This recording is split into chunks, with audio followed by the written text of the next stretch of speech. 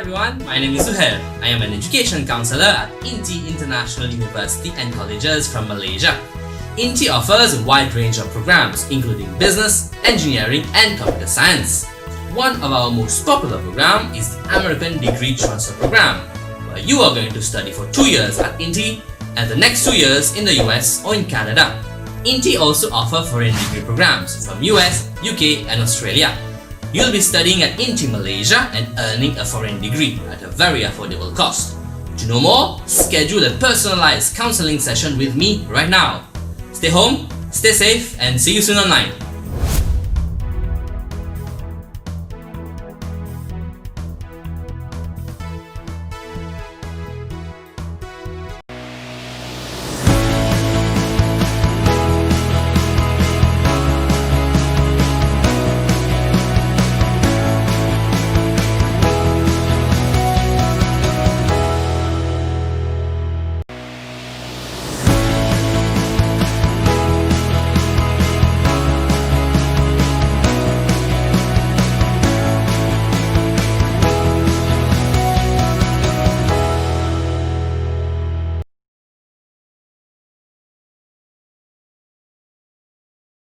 I tremendously enjoyed my conversation with this next speaker, and I certainly hope our audience members here on day 4, Future of Skills of the Inspired Conference, will feel the same way.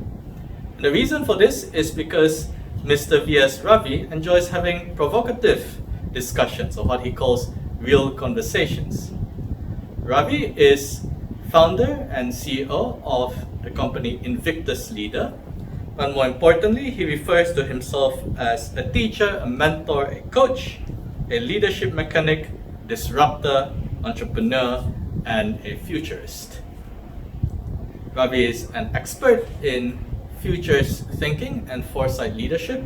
And no, this does not mean that he predicts the future, but instead he has theories on how we can improve the future, in particular through leadership. Join Ravi for this next session, Foresight Leadership, Skills for Leaders in the Age of Pandemic, Crisis, Uncertainty, and Digital Disruption. We have with us for this next session, Mr. V.S. Ravi, and as his session title suggests, it will cover Foresight Leadership, Skills for Leaders in the Age of Pandemic, Crisis, Uncertainty, and Digital Disruption. And I guess the easiest way to summarize this session is that Ravi will be answering the question, so what is leadership? Is it influence? Is it characteristics, behavior, traits? Is it something that we pick up from experience? Is it something that we can learn from different leadership models, from leadership gurus, from books, and so on? So first of all, Ravi, you call yourself a foresight leader, a futurist. Perhaps for members of our audience who are not too familiar with these terms, could you perhaps explain what is futurist thinking and what is foresight leadership? And how does this differ from just planning and crisis management? And again, is this something that can be learned? Is this something picked up from experience? Or perhaps this is something that people are born with or innate talent? Nigel, thank you so much for the opportunity. I'm very happy to be part of this particular engagement that you guys are setting it up and all that. It's a beautiful event. I think it's going to be very fruitful for everybody to understand. And especially you've got a whole range of speakers from different diversified background and experience they come from. But what I would like to do, the most important before I start is that I always put a disclaimer in my presentation, because the reason is, I tend to get myself in trouble sometimes. So this is how I would like to take this whole scenario is, if I were to draw a number 6 in front of you, all right, to me it's a 6, for you it's a 9. So we are looking at different perspectives of looking at things. So what I'm trying to share with you for the next 45 minutes to an hour is that a particular view. So at the end of it, that you will have the capacity and the capability to think for yourself what actually leadership looks like. We have learned a lot of things from the books, textbooks, and we're going for universities and lectures from various management gurus. And when you click on the button on the internet and tap on leadership, you have more than a million, or I think more than 100 million sites on leadership, and you got a million or books about leadership and all that. And I've gone through that particular process. So what this particular presentation is going to be is neither exhaustive nor definite. They are intended as a guide for personal exploration. And the way that I got this conversations with into this particular knowledge or information that I've garnered over the years is I had a lot of opportunity in the last 30 years to speak to visionary leaders, futurists, global innovators. More so, I got more information and more understanding about leadership from children, from the age of 3 years old up to teenage age, and also from special kids, which I've engaged with, Down syndrome and autistic children. And they taught me certain things about what leadership is kind of looks like, the shape looks like, and all that. I've also done detailed scenarios of leadership, why leaders do things differently from others, and why they are exceptional in nature. So I'm trying to offer you not a checklist or a model, but a practical framework for thinking about problems and decisions in a new way. And we need to do that. The reason why I say that is COVID-19 has become a litmus test for all of us. Everything stopped on a particular date, and the whole world went into a lockdown, complete lockdown. And whatever learning and development strategy planning that we have done all through the years for personal and business goals, everything changed overnight, completely. And the last 3-4 months as being in Malaysia, trapped in Malaysia, a lot of things I've observed in Malaysia that you can't do many things that you want to do. So I started asking my question, learning is supposed to be through test of time. All right? That means even through crisis, it should be still applicable in nature. But that I don't see it happening. So whatever work that we have done 15 years ago, the last 15 years, makes more sense and make a more reality that we are on the right track that you're looking for. Now, if you see a lion at the back down there, the lion has been around for me for almost 30 years. There are a couple of reasons behind it. Is that the main reason is because lion represents UK, Britain, and all that. But that's another reason for it. In our Invictus logo, we always carry the word lion behind it because the lion is actually an abbreviation for LION, and it stands for leadership is our nature. So the L is leadership, I is, O is our, and N stands for nature. So each one of us, there is a leadership DNA within us. And it's just that we have not learned to, or we never had the opportunity or something, there's no catalyst to ignite the leadership in us. So some of the things I ask in my programs and my conversation with people is that when once you know your wife is pregnant for the first trimester, for example, how is it suddenly all of a sudden you start thinking about savings, money for your child, the vision, the mission, what kind of schools to put forward, what kind of savings to have, what kind of insurance policies you have to go, and where does that come from? These are leadership skills and qualities that you have. Where does it come from? Obviously, it didn't come from my leadership training program that I conducted, anything like that, but it just comes immediately. So in a way that I'm telling people is that there is inside us that we actually haven't utilized it, or no one has taken the trouble to push it. And there's a reason for it. Many management books over the years have been telling you things like, leadership is about traits, style, character, one's characteristics, all right, or behavior. Now, yeah, I have a different proposition towards that. It has got nothing to do with them. You and I are different. All of us are different in a very unique way. What is interesting about all of us, unique about us, is that we have one common denomination. That means all of us being humans are able to think. That thinking is the most important factor that you require to become a leader. Now, sometimes give you an example is that during your college days or university days, and for example, the lecturer will give you a case study, and you have an idea of how to actually respond to the case study, for example. And all of a sudden, you find a colleague of yours coming up with a different angle or looking at the response to that question. And you're like, how is that a guy is able to think that way? And where did that thing come from? How did you manage to get, you start, think, hey, where is this coming from? So the guy is able to think differently. And if you look all through age, for example, like whether you take Bill Gates or Steve Jobs and even Clinton, Obama were great leaders. I mean, every single one park their traits, behavior, characteristics, all that away. Just take it out of your mind, and just look at the way they were thinking. They were thinking differently, and that is that area that I'm coming forth to share with them, that get your thinking correct. Once you get to able to think for yourself, your leadership will ignite. You will start your leadership. Thank you, Ravi.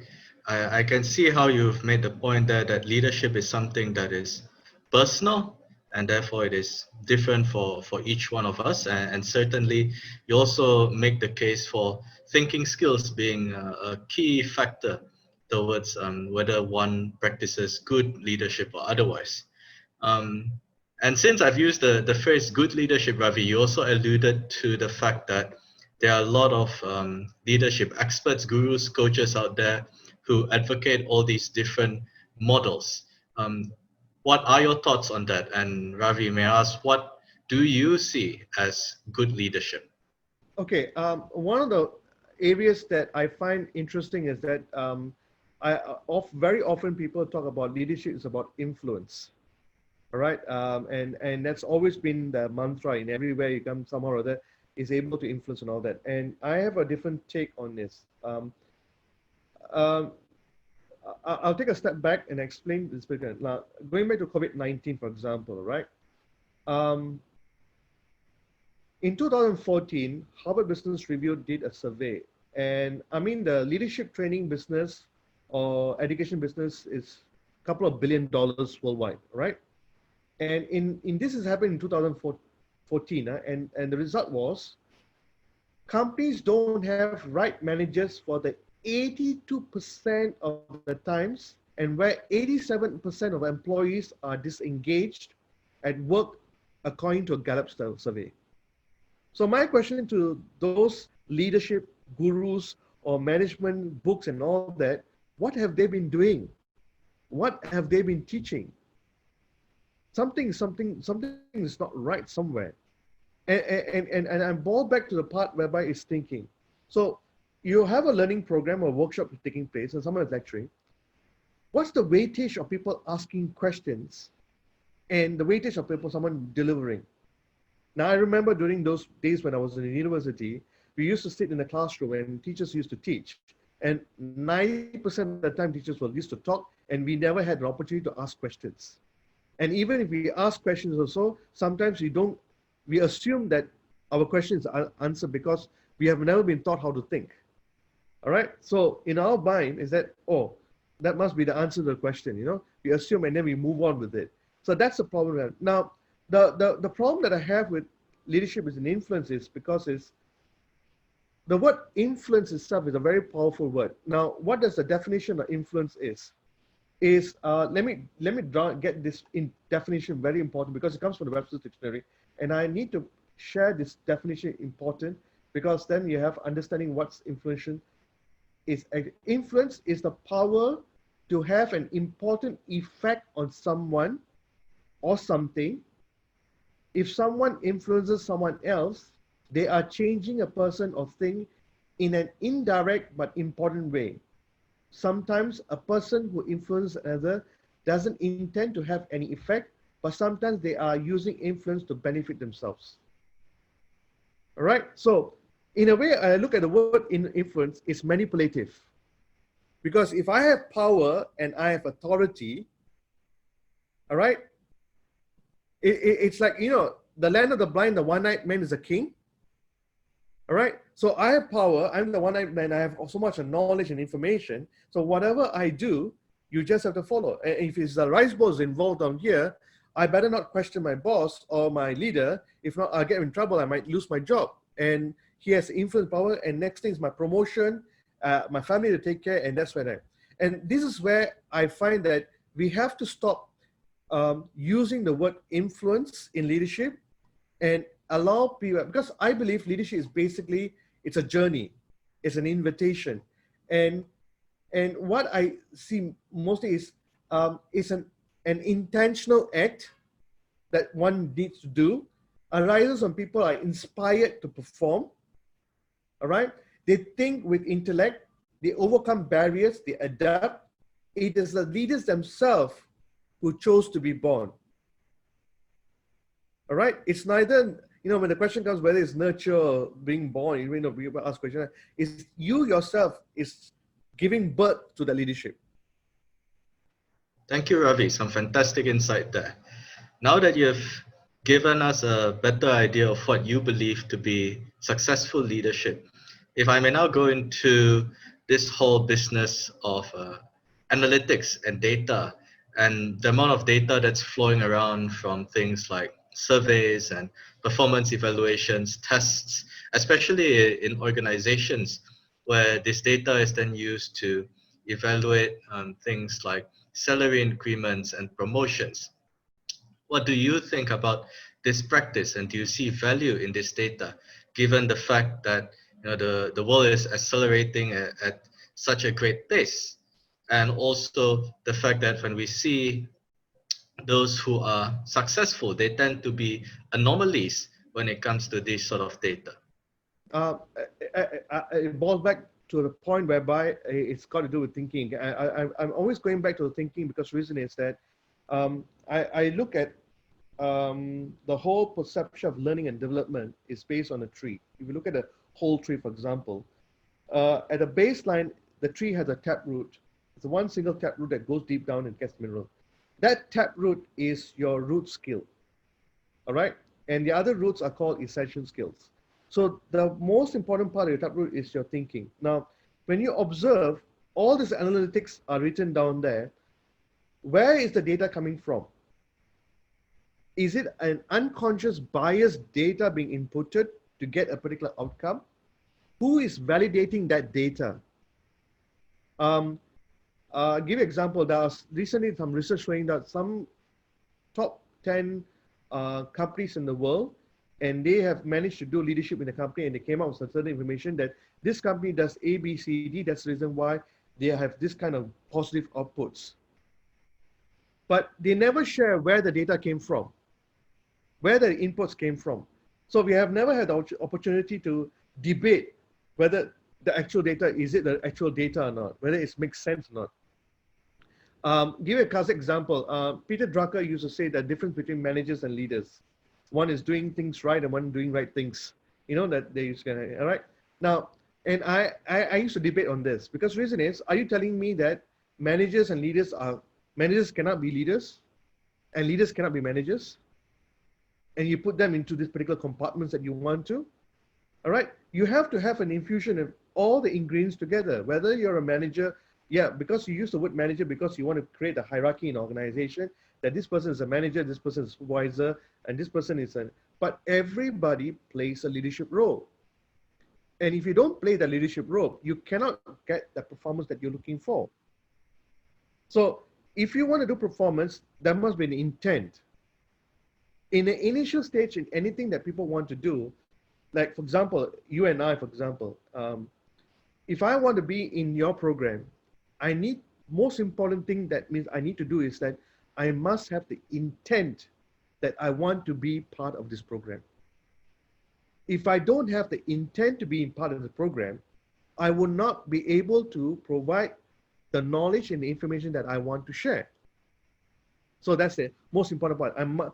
First, I must need to have the intent, okay? Number two is, what I need to do is that once I want to have the intent, I have to go back and see, this is the topic title given to me, or we designed together. I have to do some learning. I have to get some data, information, where is it from, learning and all that. I have to do my own learning. Then once I gather that learning, I have to think for myself, does that learning make sense or not? Now, then I debate with my own learning.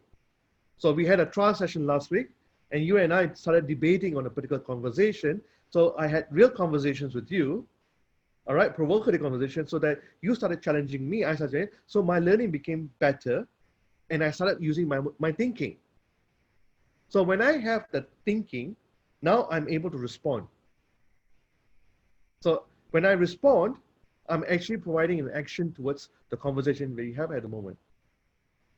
So that's why the analytics is important, that we must be able to have an opportunity to look where the data coming from. So when you are able to think like this, when you have the conversation, everything, but very important is to become a thinker, there are certain rules that's very important. All right, and this is where the RARA factor, I call it, the RARA factor. That means it is called the self-regulation. That means you need to know oneself, who you are. All right, you need to have self-awareness. You need to have conscious knowledge of one's own character and feelings. I need to know my own character, my own feelings. All right, you need to have self-realization, fulfillment by oneself. That means of my own possibilities. All right, so that when I'm challenged, I don't take it personal. That's a conversation. If I take it personal, then I've got the whole information wrong. All right, and actualization. That means that I realization that one's talents is a possibility. It's not a potential.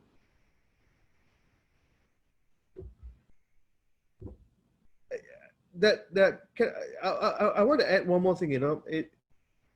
The folly of a couple of years back, I came up with a quote. Our reluctance to reinvent ourselves is our greatest threat we face, and it's not robots or AI replacing us. We just don't want to reinvent ourselves. We are too comfortable in where we're sitting, and that's the biggest folly of human beings. It's interesting that you should mention that, Ravi. I recall also from one of our previous conversations, you mentioned that you do not believe in the concept of potential. Could you perhaps elaborate on this from a leadership standpoint? Yeah, fine. Okay, this is interesting because reason is the word potential. I've noticed this being used in organizations since 2010. They started having the program called high potential, hypo programs, they call it, high potential training programs. When you look at the dictionary, the word potential means hidden ability, is something built into you, something may be possible, they say, all right? Something that you must exercise in order to be fulfilled and all that. Now, I have a take on this, I believe the word potential, this is my view, cannot be used for human beings. It's better for you to use it for a car. Example, using a car, for example, if you got a car and you're driving let's say a 2-liter car, 2.5-liter car, the speedometer will tell you about 240 kilometers you can go to, maximum you can go to. So the car has a potential to reach 240. If you put your accelerator on the flat bed on a straight line, it should touch 240. But it's not going to happen into a normal car. Maybe it's a car designed for racing. Maybe you can reach that particular speed that you're looking for. So in our mind, we know that this car has been designed, structured, engineered, has the potential to go at 240 kilometers per hour, right? Now, how can we use that example for human beings? When we don't have any parameter, any design, any structure of not even knowing what our human capacity and capability is. All right, so I would rather use the word talent. All of us are talent. We have a huge talent inside us. It's just that we do not know, or we have never been given an opportunity to ignite the talent that we have inside. So, and I think it's got to do with our upbringing. When I've noticed kids, children and all that, and I spend time with kids because of the work that I do on the other part, is that when a child starts singing at the age of 3 or 4 years old, the grandparents are very, hey, my child has the potential to become a great singer, and they start using my child, the child will go for mathematics classes and then is very good in mathematics using fingers and all that. Oh, my child has a potential to become a great mathematician and all that. So we start setting expectations on the child. So when a child goes to year 1 of school, the teacher will ask you, how many of you can actually sing? The entire class most probably will raise up the hand, say that all of us can sing because that's how they've been brought up. But when they reach the same group of kids, when they go to year 6 and you ask the same question, most probably you'll have 20% of the kids raising their hand up. So what has happened to them is that over a period of time is that because when you set expectations, you are going to build disappointments. So kids must be trained at a very young age to show them possibilities. And when they're given possibilities, that nurtures the system, the brain, to think at possibilities rather than setting paradigms and shifting a structure that these are the expectations of children. So when I look at it, potential is that in an organization, they said this employee has a potential. I'm looking at it, okay, you're looking at this person has the potential to be somewhere. So you're looking at probability. And at the same time, you are also hoping that this person will reach there. So you provide all the training, on-the-job training, whatever you're going down there. And the person doesn't meet that expectation that you set, all right, the potential is gone. So what you're doing is that if you use a mathematical formula, potential equals to hope times by probability. All right, that means it's like, gambling, all right? You're hoping that if I strike this particular number and with a probability, I would hit a chance. Now, let's reverse it. Let's not focus on potential. Let's focus on talent itself, right? That's why it's called America Got Talent or Britain's Got Talent. It's not called America Got Potential or Britain's Got Potential. That's a brilliant analogy, Ravi. And I think if we can make a quick summary of what you've covered so far, essentially it is the idea that whether it is analytics or whether it is people talking about potential, a lot of this is putting square pegs into round holes and therefore to a certain extent neglecting the growth of the individual. This is where the 4 practice skills plays a very important vital role. Startups, even COVID-19, I look at COVID-19 as a way, it's a reboot of everything that we want to do. We have an opportunity to reboot ourselves, just like your laptop, you want to restart the whole machine to come back to where it's supposed to be a restart, where the reboot is. This is an opportunity even for startups. We actually applied this particular skill in 2015, and about 17, 18 companies actually used it. They were able to deflect the COVID-19 from affecting their business completely, some of them, right? Now, number one is the startup companies, the people who come out have to have the thinking skills. It's a given, number one.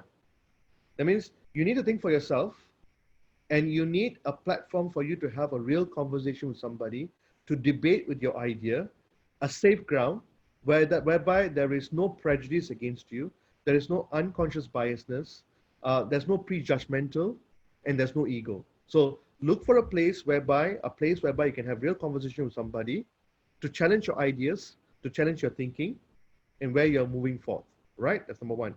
Number two, I call it grit resilience. Everybody is talking about resilience, right? You have to be resilient during startup time, whereby you have money problems, funding problem coming down there. But it's a combination of the grit and the resilience together. So it's not resilience by itself. You have to have the guts, have to have that self-confidence in you to go into the battle, the grit resilience of it. The number third one is that you need to have optimism. But it has to be realistic optimism. All right. So the third one is I call it realistic optimism. Yes, it's good to be optimistic, but you have to challenge yourself whether it's a realistic optimism or not. So when you go optimistic and you go to a particular place whereby it doesn't make sense, this is illogical in nature, then you get in trouble. So you have to focus yourself on the realistic. And the fourth one is the futures thinking. Now, futures thinking is the first question that you asked me. What's it all about? What's futures thinking is all about? Now, if you are able to put yourself, for example, I give you examples Steve Jobs, for example, on a mobile phone, we used to have a keypad. And he had a futures thinking that, why you require that? You can have a flat screen and use that. And everybody said, you need to feel that particular impression onto the spot. Only there you can press number 1, number 2, number A, B, C, D. But he said something else. All right. But he said, no, you can use the touch screen, just press the screen and go on. So futures thinking is that you are able to look for it with all the thinking skills, great resilience, and realistic optimism.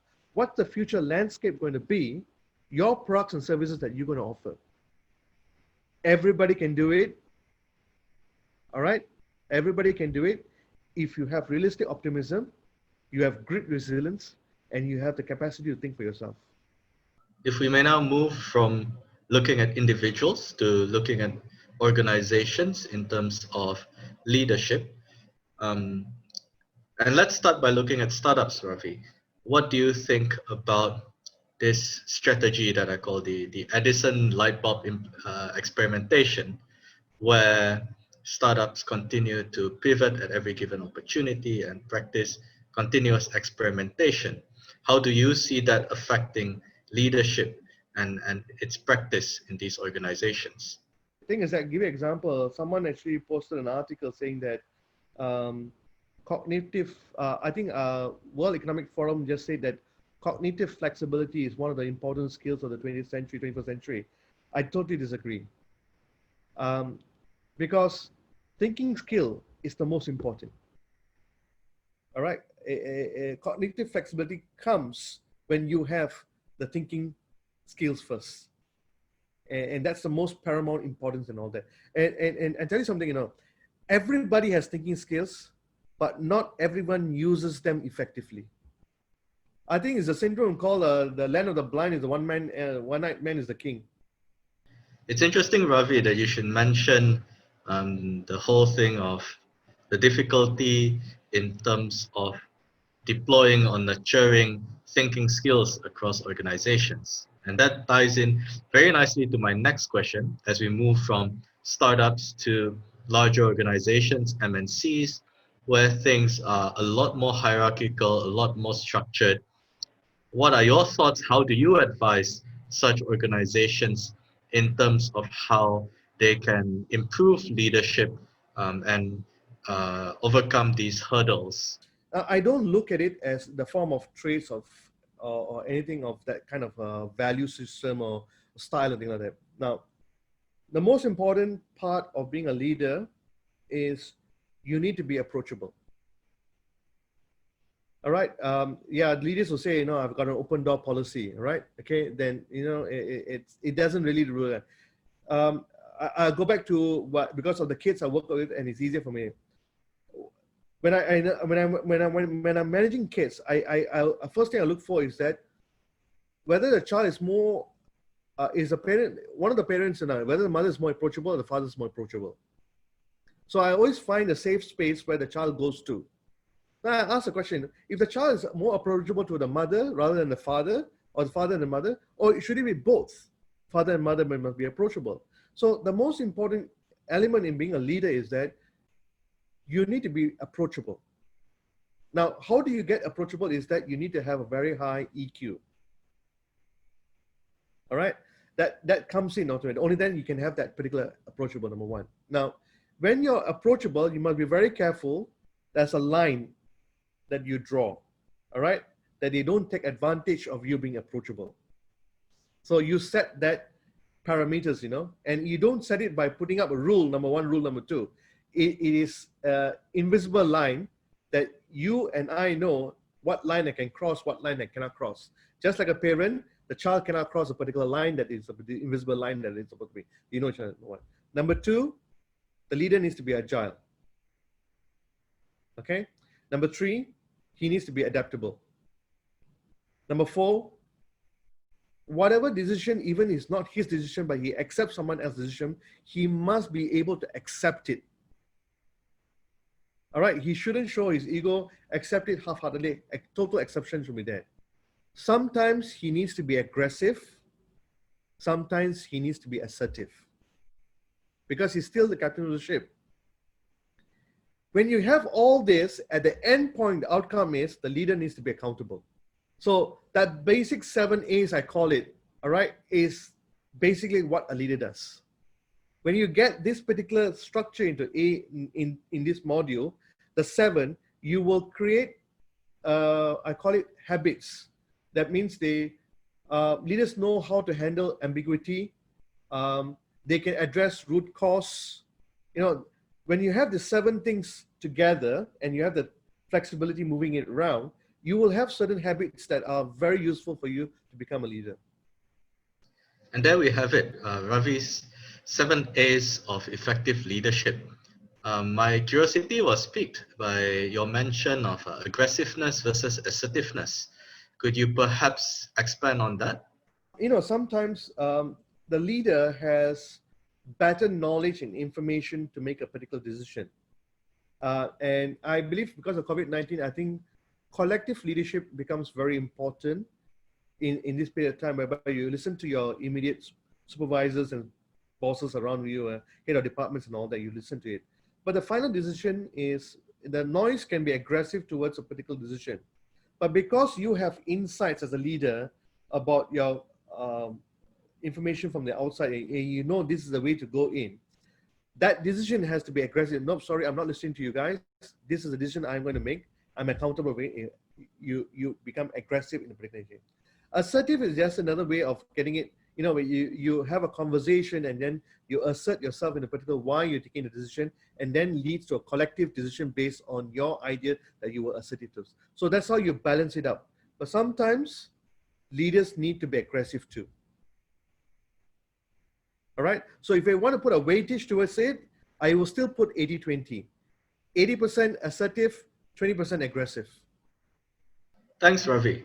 Moving on to my next question, where I had a thought recently looking at certain products or services, things like mobile phones and even cars that come with warranty periods, and how these products have planned obsolescence.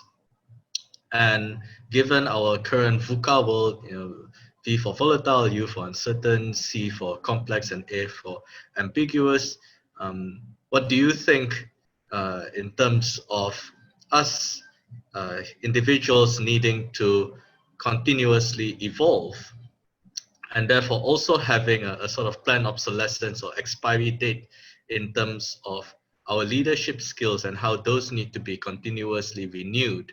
I will add another thing, because I notice most organizations use VUCA, VUCA, but I have another H at the end of it, which is a hyperconnectivity.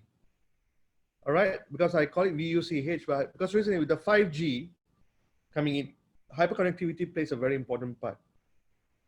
When you have an ex-prime minister who is 19 and above years old as your benchmark, all right, who's able to think and articulate and structure and all that, there's no warranty in a human being.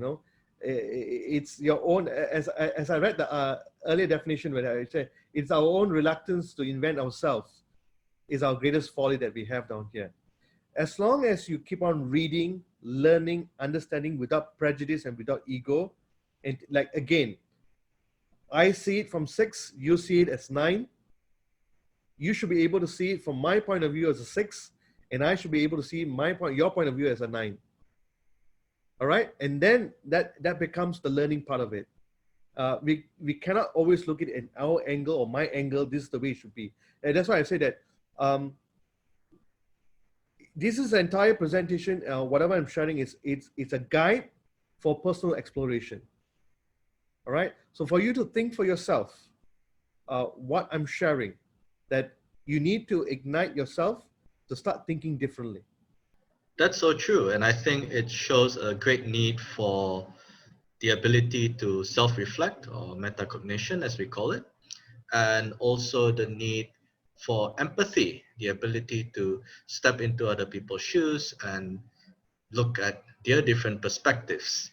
And therefore it is important for us not to just take in all these different leadership models, whether it's from books or seminars and so on, and just apply them as though it was the only solution or the only pathway. And therefore, this ties in very nicely with an acronym you mentioned earlier, Ravi. You mentioned something about RARA, and having looked at some of your materials and attended some of your sessions, RARA, you're referring to self-regulation, self-awareness, self-realization, and self-actualization. Could you perhaps go into further detail with regards to this? It's just like an incubator, when you run an incubator, an idea, they have the awareness stage, the adoption stage, and then the acceleration stage, right? I believe that it's still applicable for human talent development. You have the awareness part of it, all right, whereby you understand your intent. So when you have a talent in your organization, you need to have a conversation. What's the intent of the particular individual? So, for example, if someone is coming in a manager's position, it's the job of the CEO or the leader of the company to have a conversation. What is your intent to be in this organization? And what's your intent to have that position that you have? So you have to, but for him to have the intent, the baseline learning that he needs to have is he must be able to have self-awareness. He must know who he is. So organization need to provide sufficient learning and development in that emotional quotient part of it, so that you give them an opportunity, because reason is they have never had the opportunity to have to learn about themselves. So once they know about themselves better, then you have a better person growing into your organization to become a value and asset to the organization. So that's where the structure takes place. That's where the whole learning period. There's something else, there's a quote by a particular author. I can't remember the name of the author. For everything to remain the same, everything must change. Now, what it basically says is that if you don't change, time will change you. So you have to take the responsibility, saying that, hey, if I'm A, I need to move. Please don't use the word transformation. I need to evolve. I find the word transformation used for human beings. I think humans evolve, they don't transform, right? So you evolve from point A to point B, and then you point B to point C, you evolve to point C. All right, so it's an evolution that takes place. Because the reason is, when you take the evolution structure, you don't go back to become what you were in A. You keep on growing. All right, you evolve. So that's very important. But when you're doing this particular thing, whatever your actions that you're nurturing yourself to evolve, there are 4 things that I think that's very important that you must observe for yourself. Number 1, you need to be vigilant. All right, you cannot accept everything whatever everybody says. You have to have do your own research, go it through and all that. You need to know risk mitigation. You need to know what your risk factors are. So you need to do your own SWOT analysis. All right. You need to be watchful. All right. And then when you're watchful, be very observant. All right. So these are important things when you go into the adoption stage. All right. And when you go to an acceleration stage, learn to be inquisitive. Learn to ask why. All right. Learn to ask why intellectually. All right. Whereby, it stimulates other person to respond to you. All right. Because the way I look at thinking happens only when you respond. When you react to a thinking, there's no value behind it.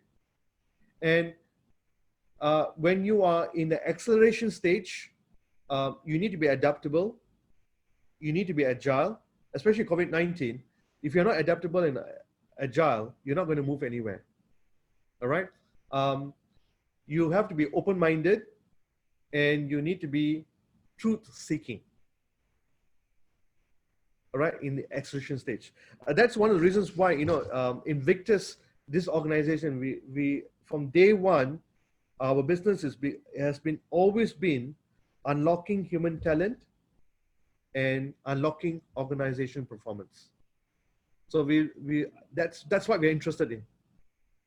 And it's not, we're looking for the truth in the organization. the truth seeking in the organization or truth seeking in the individual. Thanks again, Ravi.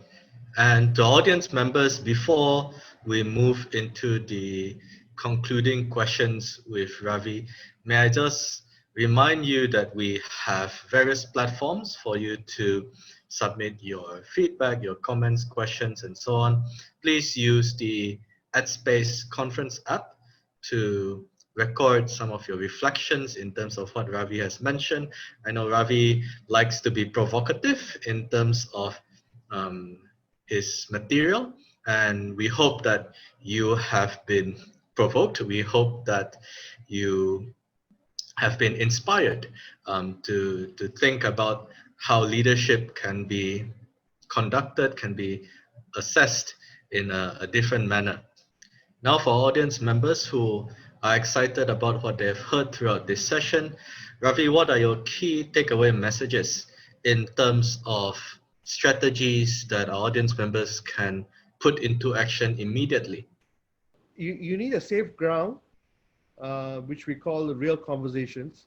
You need a safe ground for have to have a platform whereby you can think aloud and share your thoughts with somebody, whereby you are able to get criticism or feedback from individuals, so that um, you are able to accelerate your ideas, because you need a sounding board, for you to echo out what you're trying to say.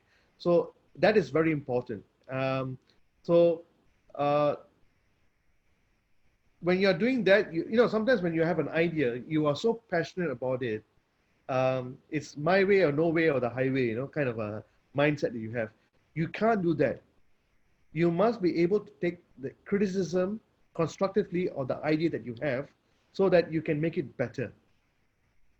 All right. So that this is very important that you reminded me of the 10 things that the thing. And number one, the most important is that you are open-minded about disagreements.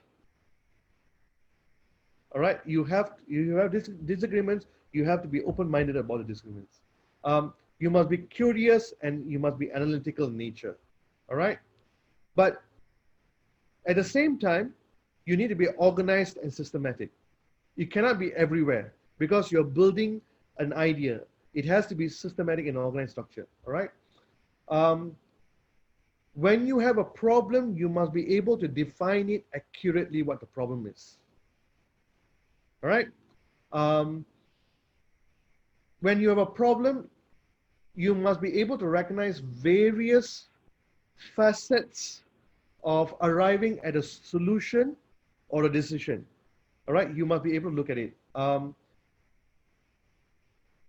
Usually people will have these particular leadership qualities, right? They are able to control their responses, because this is one of the things that I find very interesting. Is I'm very active in LinkedIn, and that's the only social media I'm in. And every time I see people posting certain things, I will find a lot of people say like buttons down there. All right, but there's no comments. All right. So I wanted to know, why do you like, but you don't give a comment? What do you like about that posting? All right. And I think it's got to do with, what do you call, I think this was a definition given by George Bernard Shaw, about thinking, and he said this, let me get that particular quote. I want to be very, very correct in the exact use of words that I'm going to use on this particular word of what he actually shared. He said this: 2% of the people think, 3% of the people think they think, and 95% of the people would rather die than think. So I truly, if you want to improve your thinking, all right, use LinkedIn, for example. When you click like on a posting, take the trouble to comment. That means you're thinking and responding your like to the comment to improve yourself. The next one I will talk about is they must need to practice empathy and listening skills. They must be very clear in their words and thoughts. They must be able to address the root cause. And finally, they must know how to handle ambiguity. So these are the 10 things that I see that foresight leadership habits are going to be. And perhaps you could elaborate as to what you mean by the phrase handling ambiguity. When you are uncertain about certain conversations or particular idea that's ambiguous in nature, that means it doesn't get into your system, what you need to do is you need to do your homework and to find out exactly where is that idea is coming from. Um, when you're doing your O levels, for example, calculus was a very popular subject in when you're doing your O levels, and you never come across calculus because all through the years you come to high school, no one taught you about calculus. Suddenly comes out with calculus down there, permutation and all this comes into the picture down there, and you started wondering what the hell is happening down in calculus going taking place down here, and you get confused a bit. You're ambiguous in nature, so you're trying to figure out where. No, when the teacher comes and teaches you, straight away they teach you the formula, so you teach you, but they never tell you the history, how it derived, where the calculus come from, why you deriving calculus coming from. That part no one teaches you. All right, so ambiguity stops here. So you find out, go back to history, where the history of calculus came from, and you are able to teach that, then the ambiguity goes away. So the clarity is the history behind it is very important. I mean, you teach, all right, and physics and chemistry, all right, so you will know exactly where the periodic table came from. But why did the periodic table come from? What's the purpose? So that's where ambiguity plays an important part. It's very, very important because the world outside there, you do not know what's happening down there. And you must have the discipline to hold it back without prejudice, without unconscious biasness, to look it through. And I believe over through my years of 15 years, I'm teaching thinking skills. People that I've taught thinking skills have reduced by thinking skills have actually reduced people's ego, people's prejudice, unconscious biasness, even their stubbornness have reduced, and even prejudgmental have reduced because again, the 6 and the 9. Well, Ravi, you have been a teacher in the past as well, as I know, and of course still teaching today, just not within the confines of a school, but rather teaching to the world. And to audience members, it's important that we put our thoughts into action. Ravi has shared a lot of wonderful ideas today. And of course, from the Inspired Conference's point of view, we want to support you and help generate momentum even after the conference. So it's important that we put into practice what we have learned, and please continue to submit your questions and comments, and we will have Ravi address some of them after the conference as well. And on that same note, Ravi, how do you see yourself in terms of provoking mindset change within your area of expertise in the next 12 months? There are certain things that learning and development space have to change.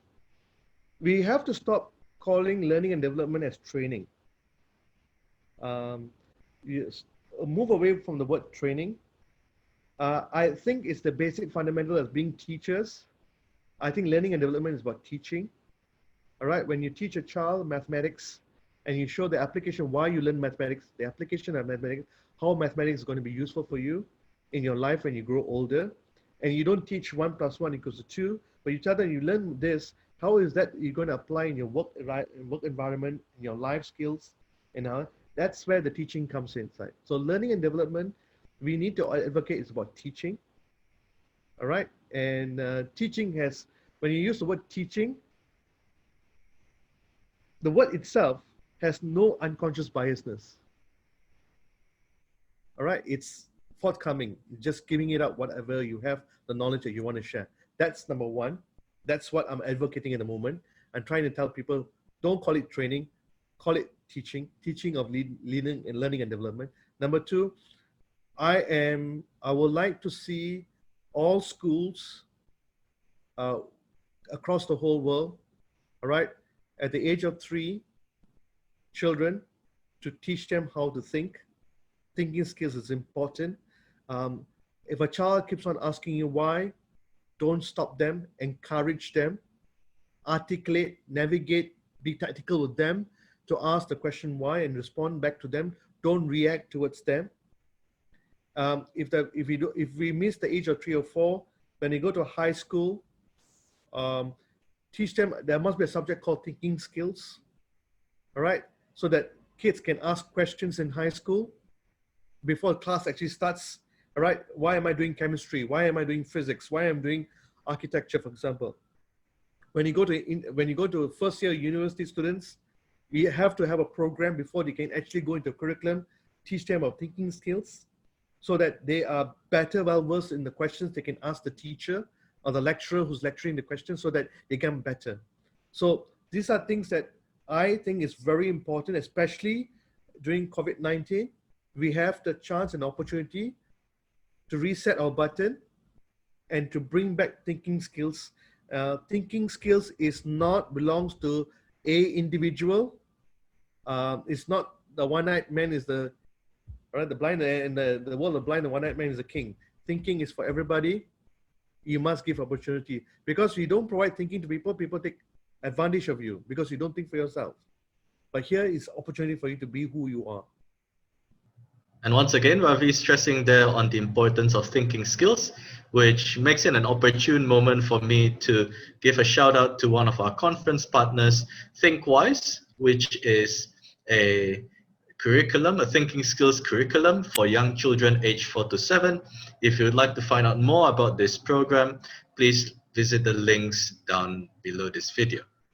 And finally, Ravi, you are the founder and CEO of this organization called Invictus Leader. And I'm sure over the many years, you have done a tremendous amount of very insightful work. So perhaps for our audience members who are interested in the endeavors that you carry out and perhaps want to see how they can get involved, could you give some ideas that they can explore? First of all, Nigel, thank you very much for giving me this opportunity. Because the thing is that your organization comes in an education form or way of providing education for people and all that. And education has been very close to my heart, because I started teaching when I was 14 years old. So when my own classmates had difficulty in mathematics, I used to teach them after school, my own classmates on mathematics. So teaching has been very close to my heart and very passionate about it. The entire reason why Invictus was actually set up was we want to give a platform. The group of us got together. We have different diverse backgrounds and all that. Wanted to impart knowledge, whatever information or experience that we had. So initially the company was called Impart Consulting Group. And later on I changed the name to Invictus. Because reason is, the word Invictus is that in learning, education is unconquerable. The word Invictus means unconquerable. So that's the reasons why we came out with the word called Invictus Leader. That's why we came up back in the name earlier. And our whole intention is very simple. The business of unlocking human talent, and we are in the business of unlocking organizational performance. That's what we're trying to do. We're trying to help people to unlock the human talent in an individual. And I'm very interested in that. And we found out that the way to unlock them is to get them to think for themselves. And that's what we do. I always end up my sessions with a quote, and this is very passionate to me. Who you are is God's gift to you, and who you become is your gift to God. Thank you, Ravi. That's the end of our interview, and thank you to the audience members for joining us for this session. And we look forward to your comments, your questions, and of course, see you at our next session.